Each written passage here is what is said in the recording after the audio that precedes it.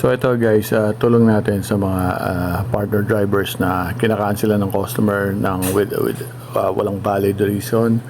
So dun sa isang video ko, pinakita ko doon kung paano umapila. So ang maganda dito, pinapakinggan naman ngayon ni Lalamove ang ating hinaing.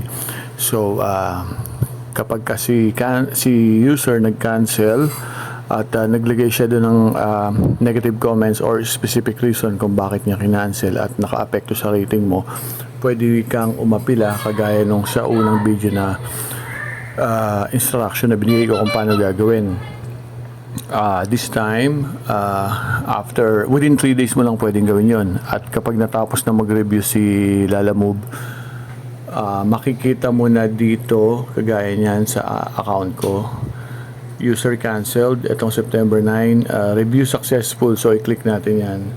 So yung review successful, makikita mo doon, we're sorry about what happened, your service quality score will be restored. So malaking bagay yan, lalo na doon sa mga nanganganib na yung kanilang rating kay Lalamove, no?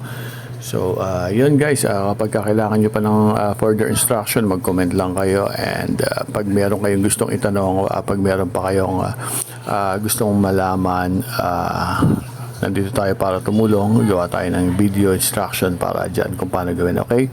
So, happy order taking and drive safe daily mga kalala.